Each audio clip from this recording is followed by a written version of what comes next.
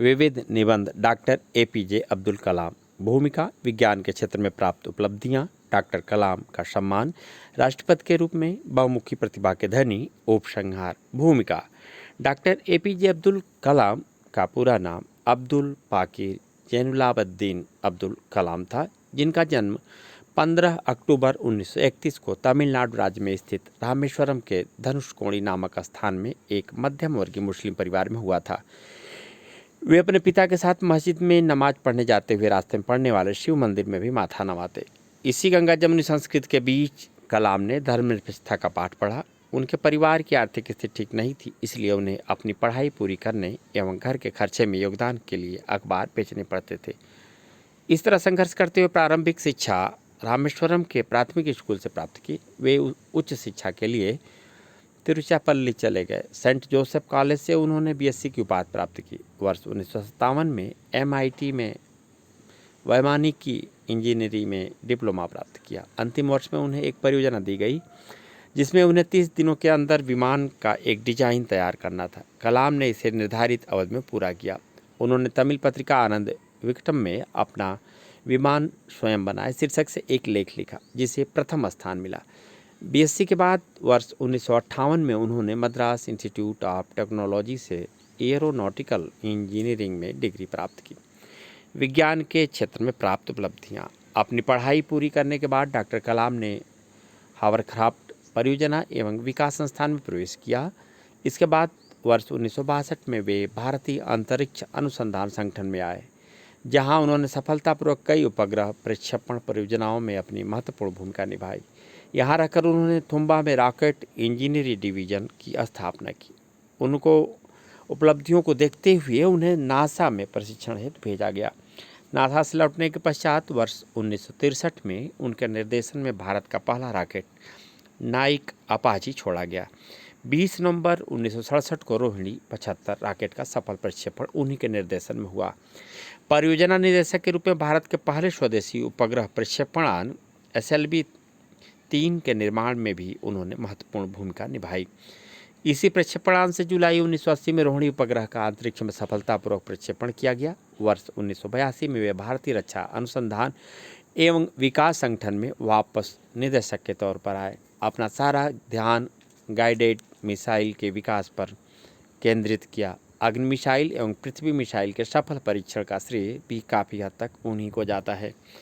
जुलाई 1992 में भारतीय रक्षा मंत्रालय में वैज्ञानिक सलाहकार नियुक्त हुए। उनकी देखरेख में भारत ने 11 मई 1998 को पोखरण में अपना दूसरा सफल परमाणु परीक्षण किया।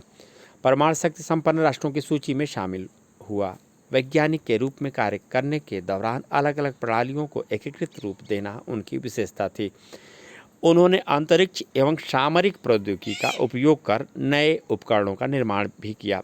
डॉक्टर कलाम का सम्मान। डॉक्टर कलाम की उपलब्धियों को देखते हुए वर्ष 1981 में भारत सरकार ने उन्हें पद्म भूषण से सम्मानित किया। इसके बाद वर्ष 1990 में उन्हें पद्म विभूषण भी प्रदान किया गया। उन्हें विश्व भर के 30 से अधिक विश्वविद्यालयों ने डॉक्टरेट की मानद उपाधि से विभूषित किया। वर्ष 1997 में भारत सरकार ने उन्हें देश के सर्वोच्च नागरिक सम्मान भारत रत्न से सम्मानित किया। उन्हें एस्ट्रोनॉटिकल सोसाइटी ऑफ इंडिया का आर्यभट्ट पुरस्कार तथा राष्ट्रीय एकता के लिए इंदिरा गांधी पुरस्कार भी प्रदान किया गया है। वे ऐसे तीसरे राष्ट्रपति हैं जिन्हें यह सम्मान राष्ट्रपति बनने से पूर्व ही प्राप्त हुआ है। अन्य 2 राष्ट्रपति हैं सर्वपल्ली राधाकृष्णन एवं डॉक्टर जाकिर हुसैन। राष्ट्रपति के रूप में वर्ष 2002 में अटल बिहारी वाजपेयी के नेतृत्व वाली राष्ट्रीय जनतांत्रिक गठबंधन सरकार ने डॉक्टर कलाम को राष्ट्रपति पद का उम्मीदवार बनाया। विपक्षी पार्टी कांग्रेस ने भी उनका समर्थन किया और 18 जुलाई 2002 को उन्हें 90% बहुमत द्वारा भारत का राष्ट्रपति चुना गया। इस तरह उन्होंने 25 जुलाई को 11वें राष्ट्रपति के रूप में अपना पदभार ग्रहण किया। उन्होंने इस पद को 25 जुलाई 2007 तक सुशोभित किया। वे राष्ट्रपति भवन को सुशोभित करने वाले प्रथम वैज्ञानिक हैं। साथ ही वे प्रथम ऐसे राष्ट्रपति भी हैं जो अविवाहित रहे। राष्ट्रपति के रूप में अपने कार्यकाल में उन्होंने कई देशों का दौरा किया एवं भारत का शांति का संदेश दुनिया भर को दिया। इस दौरान उन्होंने पूरे भारत का भ्रमण किया एवं अपने व्याख्यानों द्वारा देश के नौजवानों का मार्गदर्शन करने एवं उन्हें प्रेरित करने का महत्वपूर्ण कार्य किया। बहुमुखी प्रतिभा के धनी, सीमित संसाधनों एवं कठिनाइयों के होते हुए उन्होंने भारत को अंतरिक्ष अनुसंधान एवं प्रक्षेपास्त्रों के क्षेत्र में एक ऊंचाई प्रदान की।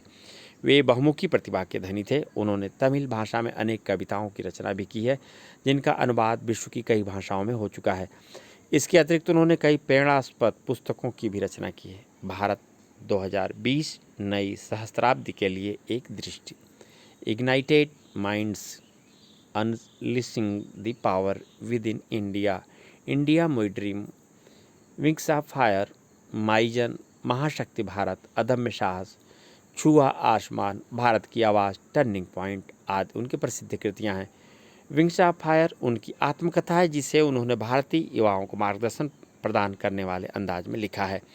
उनकी पुस्तकों का कई भारतीय एवं विदेशी भाषाओं में अनुवाद हो चुका है। उनका मानना है कि भारत तकनीकी क्षेत्र में पिछड़ जाने के कारण ही अपेक्षित उन्नत शिखर पर नहीं पहुंच पाया है। इसलिए अपनी पुस्तक भारत 2020 नई सहस्राब्दी के लिए एक दृष्टि के द्वारा उन्होंने भारत के विकास स्तर को वर्ष 2020 तक विज्ञान क्षेत्र में अत्याधुनिक करने के लिए देशवासियों को एक विशिष्ट दृष्टिकोण प्रदान भी किया था।